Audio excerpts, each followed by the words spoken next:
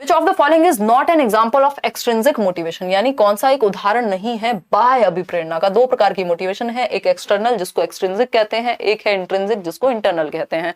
कौन सी मोटिवेशन अच्छी होती है? इंटरनल मोटिवेशन अच्छी होती है, इंट्रिंसिक मोटिवेशन अच्छी होती है। रीजन क्या है उसका?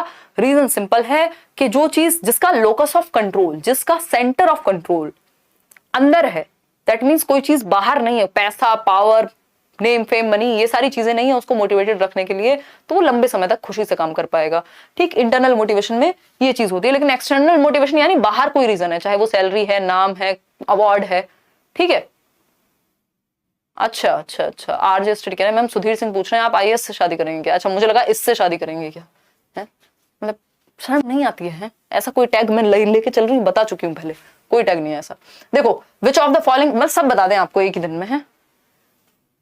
Which of the following is not an example of extrinsic motivation, यानी कौन सा एक उदाहरण नहीं है बाह्य अभिप्रेरणा का। अवॉइडेंस ऑफ पनिशमेंट, यानी पनिशमेंट से बचना, ये तो बाहरी उदाहरण ही है भाई। अगर आपको इसलिए फेल नहीं होना क्योंकि घर पे डंडे पड़ेंगे, दैट मीन्स आप एक्सटर्नली मोटिवेटेड हैं पढ़ने के लिए। फिर है इंटरेस्ट, यानी अगर आपका इंटरेस्ट है किसी चीज में तो ये एक्सट्रिंसिक तो हुई नहीं, ये तो इंट्रिंसिक है, आंतरिक अभिप्रेरणा है। क्या है? आंतरिक अभिप्रेरणा है, इंटरनल है। रिवॉर्ड्स भी बाहरी होते हैं। फियर ऑफ फेलियर भी बाहर है ना, नहीं तो सब पैदा हुए हैं, सबको मरना है, काहे का फियर? ठीक है, कौन सा फेलियर? ठीक, हालांकि ये बहुत ही तुच्छ तरीका है चीजों को डिस्क्राइब करने का, बहुत ही सरफेस लेवल पे मैं ये बात कर रही हूँ, बट ये एक्सटर्नल है रीजन। ठीक है, क्या है ये? एक्सटर्नल रीजन है। ये भी एक्सटर्नल, ये भी एक्सटर्नल, ये भी एक्सटर्नल। खुद से कौन सा जुड़ा हुआ है? इंटरेस्ट जरूरी थोड़ी किसी के पैसे से आएगा। ठीक, तो ये इंट्रिंसिक का उदाहरण है। Locus of control, centre of motivation क्या होगा इसमें? इंटरनल होगा, कि आपका किसी चीज में इंटरेस्ट है, आपको पैसे नहीं भी मिले तब भी आप करेंगे, है ना।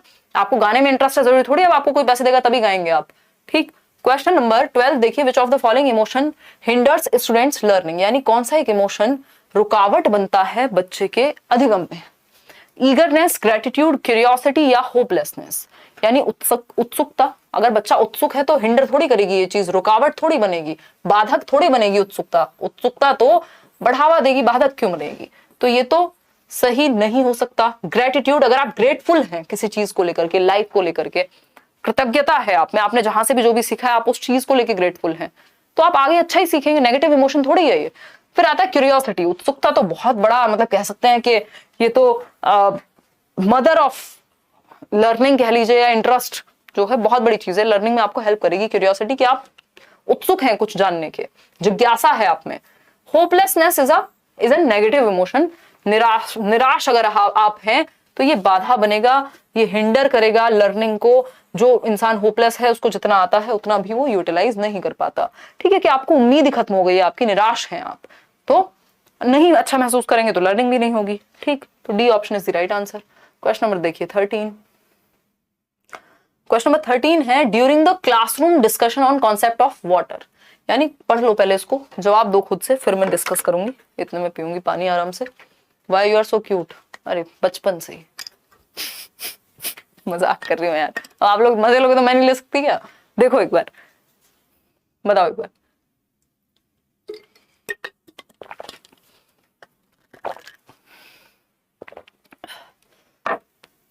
Oh God, सीटेट एग्जाम कब होगा? अभी तो बताया नहीं है। अच्छा रविंदर जी धन्यवाद। 11th में हूँ, कुछ मेरे लिए भी सजेशन दे दीजिए। अरे यार, आप अपने पढ़ाई कीजिए सिलेबस की, देखने के लिए लाइव स्ट्रीम पे आता हूँ।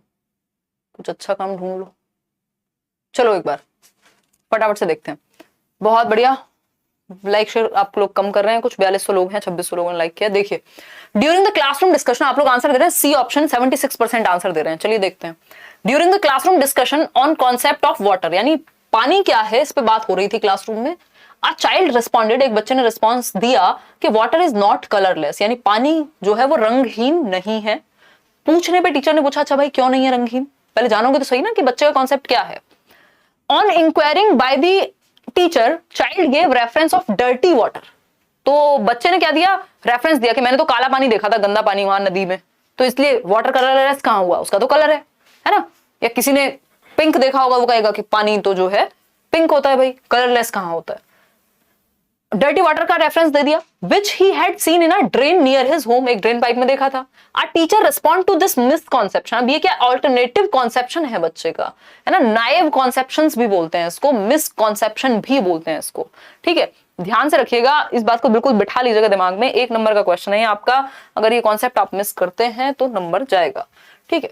जब लिखा हो ऑल्टरनेटिव कॉन्सेप्शन यानी वैकल्पिक धारणाएं, ठीक है, ऑल्टरनेटिव कॉन्सेप्शन यानी वैकल्पिक धारणा, यानी बच्चा विकल्प में सोच रहा है कुछ ना कुछ किसी कॉन्सेप्ट को लेकर के। वाटर अच्छा कलरलेस होता है बट उसके पास विकल्प है कि कलरफुल भी तो होता है, मैंने तो वहां देखा तालाब में, ठीक। तो ऑल्टरनेटिव कॉन्सेप्शन इसी को कहा जाता है नाइव कॉन्सेप्ट्स, यानी बच्चा अभी अनुभवहीन है, उसको अनुभव कम है, इसलिए वो बहुत ही नाइव से कॉन्सेप्ट्स हैं, है ना।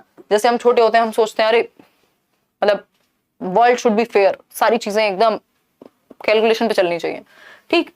या आइडियलिज्म में जब हम होते हैं कई बार, ऑल्टरनेटिव कॉन्सेप्शन और नाइव कॉन्सेप्शन और मिसकॉन्सेप्शन भी आप इसको कह सकते हो। मिसकॉन्सेप्शन की जगह वैसे इन वर्ड्स को आजकल यूज किया जाता है कि बच्चे को अगर गलतफहमी है तो उसको कैसे क्या करेंगे। देखो तीन ही सिचुएशन में आपको बच्चे की बात सुननी है और फिर चैलेंज करना है उस चीज को, है ना। पहले सुन लेनी है, उसके रीजन को सुन लेना है, ये बच्चे का वैकल्पिक तरीका है सोचने का। देखिए कंप्लीटली डिस्कार्डिंग दिस आंसर, यानी आप डिस्कार्ड कर देंगे, सिरे से नकार देंगे, अरे नहीं तुमने कुछ और देख लिया होगा, ये तो नहीं कर सकते। Asserting that his logic is baseless, यानी आप कहेंगे बच्चे के बात में कोई तर्क जो है वो निराधार है। भाई तर्क तो है, पानी तो होता है रंग वाला भी, जो उसने देखा है, तो ऐसा थोड़ी है कि निराधार साबित कर देंगे, सुनेंगे पहले उसकी बात। फिर है C option, accept the response and explain the logic of calling the water colourless, यानी आप इस रिस्पॉन्स को एक्सेप्ट करेंगे और फिर लॉजिक जो है वो एक्सप्लेन करेंगे कि वो किस लॉजिक से कलरलेस मतलब कलरफुल बोल रहा है और आपका क्या लॉजिक है कलरलेस होने का, ठीक है। तो ये आप बेसिकली उसको चैलेंज करेंगे, डिस्कस करेंगे। Emphasising on only one correct answer, that is water is colourless. ऐसा नहीं है कि आप सिर्फ इसी बात को गाते रहेंगे कि नहीं वाटर कलरलेस होता है, कलरलेस होता है, बच्चे को समझाएंगे भी तो सही ना, ठीक है जी।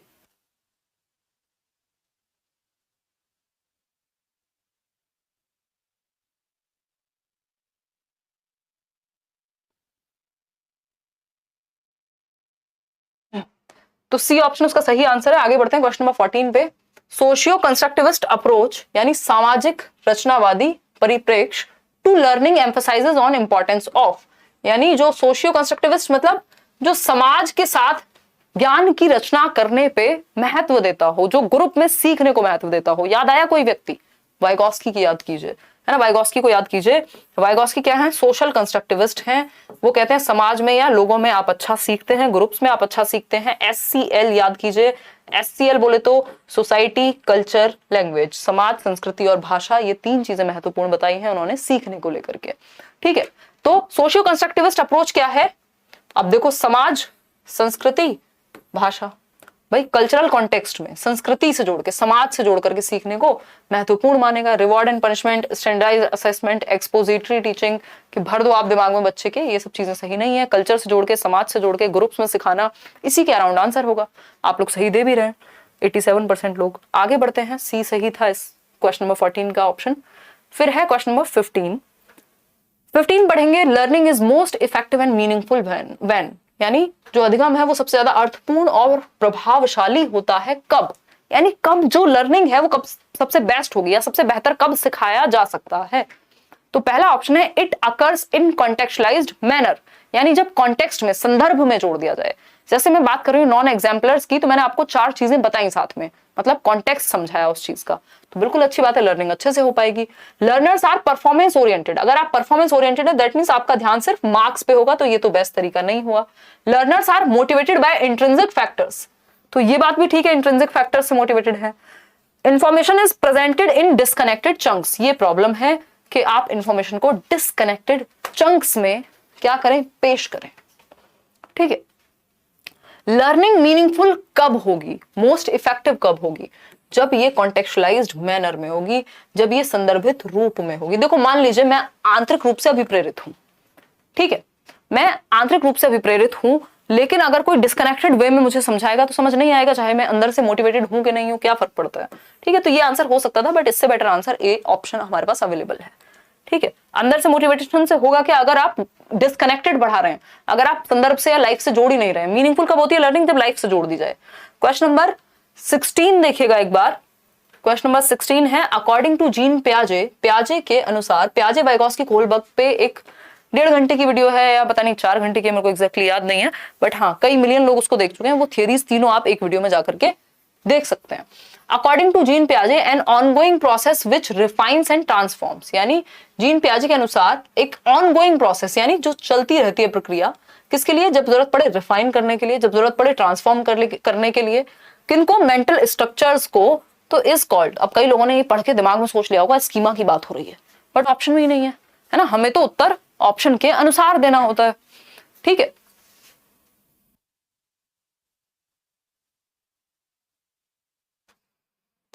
देखिए डेफर्ड इमिटेशन होता है कि बच्चे ने, ये सेंसरी मोटर स्टेज में आता है, जन्म से 2 वर्ष तक बच्चे ने पापा को शेविंग करते हुए देखा और या लिपस्टिक लगाते हुए देखा मम्मी को, और किसी दिन वो पूरा लिपस्टिक में पुता हुआ घूम रहा है। ये डेफर्ड इमिटेशन है कि उसको अनुकरण करना आ गया, बट डेफर्ड मतलब वो याद रख सकता है, बाद में भी उस चीज को रिपीट कर सकता है, मेमोरी आ गई है उसमें। ऑब्जेक्ट परमानेंस है कि चीज सामने है या नहीं है लेकिन दिमाग में परमानेंट है। ये भी जन्म से 2 वर्ष में ही आ जाता है सेंसरी मोटर में। ठीक है, इन चीजों को बार बार दिमाग में रखिए। एसिमिलेशन होता है ऐड करना किसी चीज को, तो यहाँ पे सिर्फ ऐड करने की बात नहीं हुई, ट्रांसफॉर्म की भी बात हुई है। ऑनगोइंग प्रोसेस है जो रिफाइन करती रहती है, बैलेंस करती रहती है जब जरूरत पड़ती है। तो आंसर होगा इक्विलिब्रेशन, संतुलीकरण। ये कॉन्टिन्यूअसली चलता रहेगा, जो आपके दिमाग में है और जो दुनिया में है, दोनों को आप बैलेंस बनाने की कोशिश करते रहते, नहीं तो कॉन्फ्लिक्ट होगा, नहीं तो आप परेशान हो जाएंगे। तो D option is the right answer. कृपा करके इसको ठीक कर लीजिए, सिर्फ 16% लोगों ने आंसर सही दिया है। क्वेश्चन नंबर 17 देखिएगा एक बार। क्वेश्चन नंबर 17 है, after seeing students struggling to solve a problem, एक मतलब बच्चों को किसी प्रॉब्लम को सॉल्व करने में स्ट्रगल करते हुए देखा किसी टीचर ने। A teacher gave them hints and half solved examples, teacher ने क्या दिए, हिंट दिए कि इसको ना ऐसे भी कर सकते हैं, ऐसे भी कर सकते हैं, और हाफ सॉल्व्ड एग्जांपल्स दिए, यानी थोड़ी कुछ चीजें सॉल्व करके दे दी, थोड़ी वो आगे जाके करेंगे बच्चों को असिस्ट करने के लिए। As per Lev Vygotsky's theory this is an example of, यानी वाइगॉस्की की थियरी के अनुसार ये किस चीज का एग्जाम्पल है। कितनी बार हमने डिस्कस किया है, temporary help, temporary structure of help, या फिर हिंट देना, हाफ सॉल्व्ड प्रॉब्लम्स देना, क्यूज देना, है ना, जो हम हिंट की बात कर रहे हैं। ये स्कैफोल्डिंग का उदाहरण होता है, मचान का उदाहरण होता है, ना रिवर्सिबिलिटी है ना एक्सपोजिटरी टीचिंग है कि भर दिया आपने दिमाग में। ठीक है, सिंपल अस्थाई मदद स्कैफोल्डिंग कहलाती है, जहां बच्चा अट के उसको आप मदद देंगे, हिंट देंगे, क्यू देंगे, आधा सॉल्व करेंगे, कोई स्टेप सॉल्व करेंगे। A option is the right answer, जो कि आप लोग दे भी रहे हैं सही। क्वेश्चन नंबर 18 देखिएगा एक बार। Which theorist asserted that cognitive development is a collaborative process, यानी किस थियरिस्ट ने कहा कि संज्ञानात्मक विकास जो है वो कोलैबोरेटिव प्रोसेस है। कोलैबोरेटिव का मतलब क्या है, जहां सब साथ में आकर के सीखें, कोऑपरेशन से सीखें, ग्रुप में सीखें। ठीक है, एक दूसरे से कोलैब करके सीखें। ठीक है, तो किस थियरिस्ट ने कहा कि कॉग्निटिव डेवलपमेंट मतलब आपकी मानसिक क्षमताओं का विकास। मानसिक क्षमताएं कौन सी है हमारी, सोचना यानी थिंकिंग, समझना अंडरस्टैंडिंग, प्रॉब्लम सॉल्विंग यानी समस्या समाधान, इमेजिनेशन यानी कल्पना करना, डिसीजन मेकिंग यानी निर्णय लेना। ये सब क्या है, ये हमारी मानसिक क्षमताएं तो हैं, जिसमें हमारी बुद्धि भी शामिल है। तो इनको बेहतर किया जा सकता है कोलैबोरेटिव प्रोसेस में, यानी ग्रुप में सीख करके। ये एक ही व्यक्ति कहेंगे, लेव वाइगॉस्की, है ना, यही समाज, संस्कृति और भाषा की बात कर रहे हैं। आगे बढ़ेंगे, नेक्स्ट क्वेश्चन देखिएगा एक बार। Question number 19, one of the chief criticisms of Lawrence Kohlberg theory is that, Lawrence Kohlberg ने कौन सी थियरी दी है, मॉरल डेवलपमेंट की थियरी दी है उन्होंने। इसकी मुख्य आलोचनाओं में से कौन सी एक आलोचना है। लॉरेंस कोहलबर्ग की थियरी की मैंने आपको 3 आलोचनाएं बताई हुई हैं, अगर आपने प्लेलिस्ट में भी वीडियो देखी हुई है, बैचेस में भी अगर आप हैं तो यू शुड नो दिस कि लॉरेंस कोहलबर्ग की क्रिटिसिज्म मेन क्या है। 3 चीजें हैं। एक तो ये कल्चर का ध्यान नहीं रखती थियरी, भाई अमेरिका में माँ बाप से अलग हो जाना बहुत ईजी चीज है, या कह सकते हैं कि नॉर्मल है। इंडिया में हो सकता है वो चीज इजीली ना होती हो, है ना। और क्या हो सकता है, दूसरी चीज है यहाँ पे कि एक तो ये कल्चर न्यूट्रल नहीं है, मतलब कल्चर का प्रभाव पड़ता है मॉरल डेवलपमेंट पे। दूसरा जेंडर बायस थियरी है ना। क्या है, जेंडर बायस थियरी है।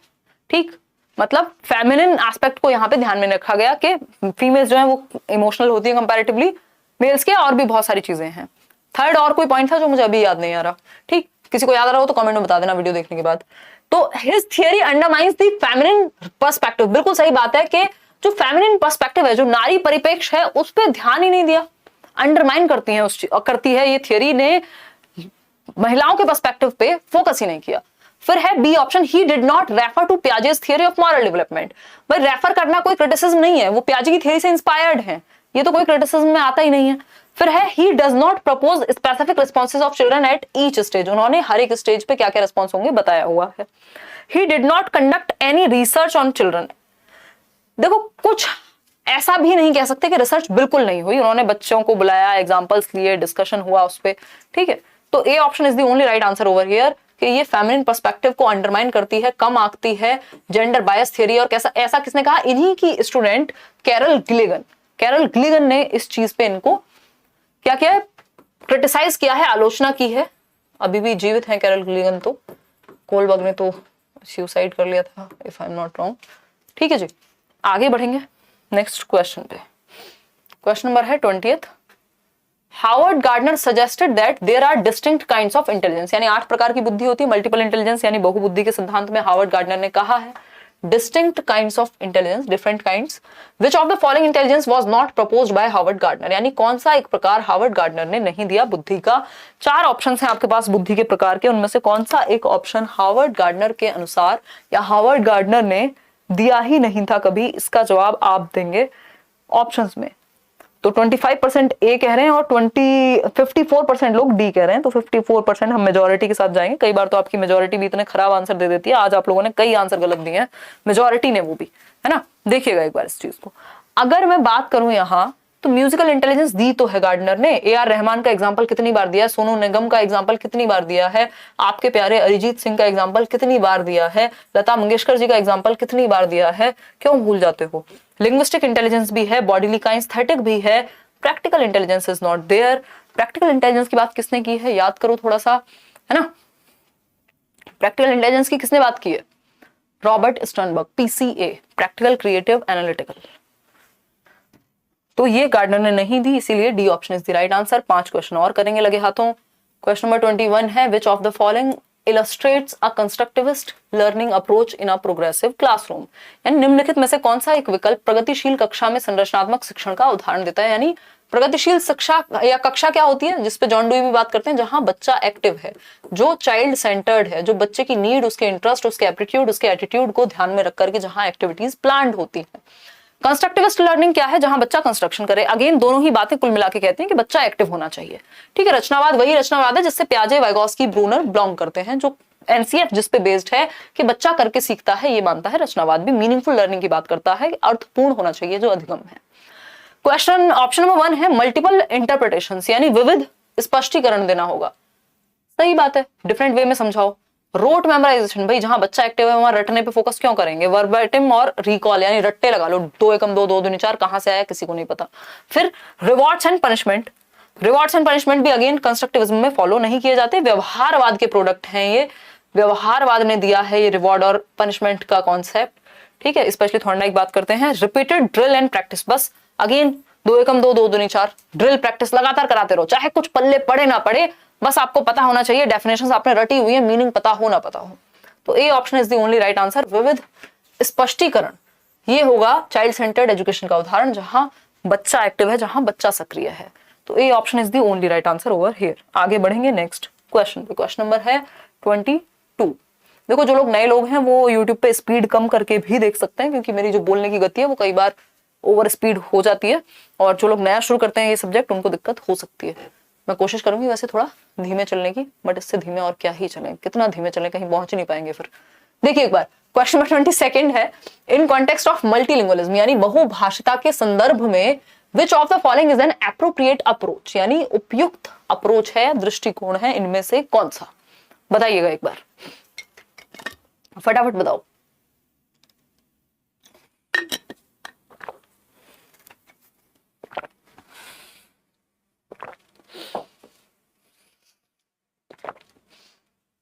सी ऑप्शन कह रहे हैं 61% लोग, student should be penalised for using their mother tongue. भाई बच्चों को उसकी मातृभाषा यूज करने पे कौन धमका देगा? बिल्कुल नहीं कर सकते, ये आप दंड दे ही नहीं सकते।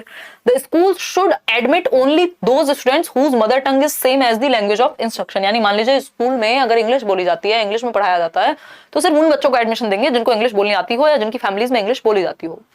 डजंट मेक सेंस, कोई सेंस नहीं है इस बात का। जो आपका 3 लैंग्वेज फॉर्मूला है, त्रिभाषा सूत्र, जिसकी बात कोठारी आयोग करता है, आज तक हम उसको फॉलो कर रहे हैं, वहां सिंपल बात हुई है, बच्चे की मदर टंग में, मातृभाषा में एटलीस्ट प्राइमरी एजुकेशन आप उसको देंगे।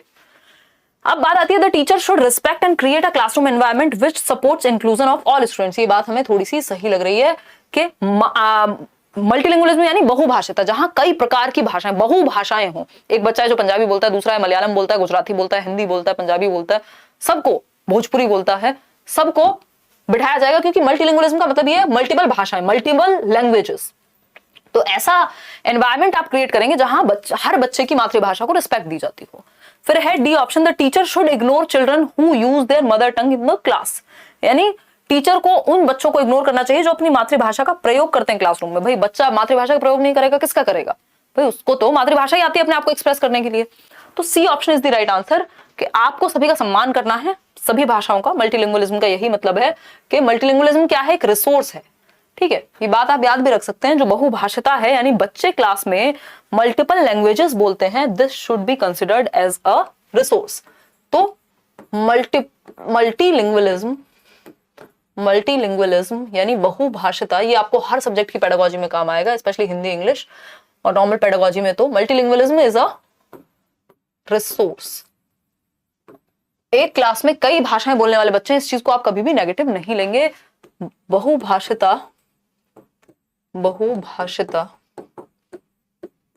एक संसाधन है। संसाधन समझते हैं ना? जैसे आपका फोन अभी के लिए संसाधन बना होगा सीखने का, ठीक है। यानी एक सोर्स है, एक रिसोर्स है जो पॉजिटिवली यूज होनी चाहिए। यानी एक क्लास में कई सारी भाषाएं बोलने वाले बच्चे क्या हैं, वो हिंडरेंस नहीं है ना, हिंडर नहीं करेंगे, रुकावट नहीं बननी चाहिए बहुभाषिता, ठीक है। Not a hindrance but a resource. तो ये रुकावट नहीं है बहुभाषिता। बहुभाषिता क्या है? संसाधन है। टीचर को इसको संसाधन के रूप में यूज करना है। आगे बढ़ेंगे नेक्स्ट क्वेश्चन की तरफ। हाँ, नेक्स्ट ये क्वेश्चन नंबर 23 देखिए। Children who often see their parents cross normative gender lines such as mothers repairing the appliances and fathers taking care of the baby are dash. यानी वही बच्चे जो कि अक्सर अपने अभिभावकों को मानकीय जेंडर रेखाओं को पार करते हुए देखते हैं। दैट मीन्स जो समाज में जेंडर रेखाएं बनी हुई हैं, जो स्टीरियोटाइप्स बने हुए हैं कि अच्छा बच्चा हुआ है, मतलब किसी का जन्म हुआ है बच्चे का, तो उसकी माँ ही उसका ध्यान रखेंगी, पिताजी का तो पता ही नहीं, वो तो कहीं भी उड़े फिर रहे हैं, है ना। और मम्मी ध्यान रखती हैं एटलीस्ट कुछ सालों तक, तो शुरुआत में। तो वो बच्चे जिन्होंने देखा है कि उनके घर में उनके पापा खाना बना लेते हैं, उनकी मम्मी घर के मान लो कोई कुछ सामान खराब हो रहा है वो ठीक कर देती है पेचकस ला करके, ठीक है। तो वो बच्चे जो ये देख रहे हैं कि पापा भी खाना बना सकते हैं, मम्मी भी बाहर जा सकते हैं बाइक चला के, कोई दिक्कत नहीं है, तो उनके दिमाग में स्टीरियोटाइप्स हट जाएंगे, ऑब्वियस है, ठीक है। जिन बच्चों ने पापा को बच्चे की केयर करते हुए देखा है और मम्मी को घर के बाकी काम करते हुए देखा है, सामान रिपेयर करते हुए देखा है, रिमोट खराब हो गया मम्मी खोल के लगी पड़ी है, अब ऐसे बच्चों के दिमाग में ऐसा थोड़ी आएगा कि ये काम सिर्फ लड़कियों का है और ये लड़कों का है। उनके दिमाग में तो सारी चीजें नॉर्मल हो गई। तो less likely to adhere to gender stereotypes. ऐसे बच्चों में कम संभावना होगी कि वो लिंग रूढ़िवादिताओं का अनुसरण करेंगे, पालन करेंगे, कि तुम लड़की हो तुम खाना बनाओगी हम टीवी देखेंगे। ये नहीं होगा इस तरह के बच्चों में, यह कम संभावना हो जाएगी। क्यों? क्योंकि उन्होंने अपने घर में एग्जाम्पल देखा है ना, कि मान लीजिए हमारी मम्मी काम पे जाती थी तो my father used to help, तो ठीक है ये नॉर्मल चीज है, दोनों हेल्प कर सकते हैं। अब जिसने बिल्कुल ही नहीं देखा, हो सकता है उसके लिए थोड़ी सी दिक्कत रहे या संभावना बढ़ जाए जेंडर स्टीरियोटिपिकल होने की, ठीक। More likely to practise gender segregation, तो इसमें सिर्फ लड़कों का ही योगदान नहीं है, ये एज अ सोसाइटी हमारा योगदान है स्टीरियोटाइप्स को बढ़ावा देने में, ठीक। More likely to practise gender segregation, ऐसा नहीं है कि अलग थलग हो जाएंगे, जेंडर प्रैक्टिस स्टीरियोटाइप नहीं। Less likely to break gender norms, नहीं, अपने आप ब्रेक हो जाएंगे जब वो चैलेंजिंग रोल्स में देख रहे हैं। सिर्फ 55% अभी तक सही उत्तर दे पा रहे हो उस बात का। क्वेश्चन नंबर 24 देखो। स्टीरियोटाइप क्या है? स्टीरियोटाइप वो धारणाएं हैं जो पहले से चली आ रही हैं समाज में, ठीक, कि लड़के रोते नहीं है, लड़कियां बाहर काम नहीं करेंगी, ये सब स्टीरियोटाइप्स हैं। क्वेश्चन नंबर 24 देखिए। The purpose of assessment according to national education policy यानी NEP 2020 के अनुसार बच्चे के आकलन का जो पर्पज है, जो उद्देश्य है। फर्स्ट ऑप्शन है to generate stress and induce fear amongst students to ensure learning levels, कि बच्चे में भय पैदा करना है कि कितना सीखा है, कितने नंबर लाओगे, इस चीज का डर पैदा करना है, एनईपी ये कहती है। या फिर B option, to revise teaching learning processes, यानी जो टीचिंग लर्निंग प्रोसेस है उसमें कुछ परिवर्तन लाना, उन मेथड्स में, उन तरीकों में, हाँ हो सकता है। To optimise learning and development, यानी अधिगम और विकास को और बेहतर बनाना, ऑप्टिमाइज करना, अनुकूलित करना। To support students inside and outside the classroom, यानी बच्चों को सपोर्ट करना, चाहे वो क्लास के अंदर हो चाहे क्लास के बाहर हो। तो असेसमेंट ऐसा ही होना चाहिए जिससे बच्चों को सपोर्ट मिले, जहां कमी है वो दूर हो। टीचिंग लर्निंग प्रोसेस में अगर कुछ अच्छा हो सकता है, मेथड्स अच्छे आ सकते हैं, तरीके अच्छे हो सकते हैं, तो वो करें। लर्निंग के लिए बेस्ट कॉन्ड्यूसिव एनवायरनमेंट मिले। तीनों बातें सही है, गड़बड़ कहाँ है? फर्स्ट ऑप्शन में। तो 76% लोग आंसर दे रहे हैं डी ऑप्शन, सेकंड, थर्ड और फोर्थ, जो कि सही भी है। फर्स्ट वाला गलत है, क्योंकि दुनिया के किसी आकलन का, किसी टेस्ट लेने का, किसी इवैल्यूएशन का उद्देश्य ये नहीं होना चाहिए कि बच्चे में डर पैदा हो जाए एग्जाम्स को लेकर के, ठीक है। वो इनडायरेक्टली हो जाता है बट होना नहीं चाहिए। तो D option is the right answer. Last question है आज के लिए। Dynamic assessment helps to understand, यानी गत्यात्मक मूल्यांकन क्या समझने में मदद करता है?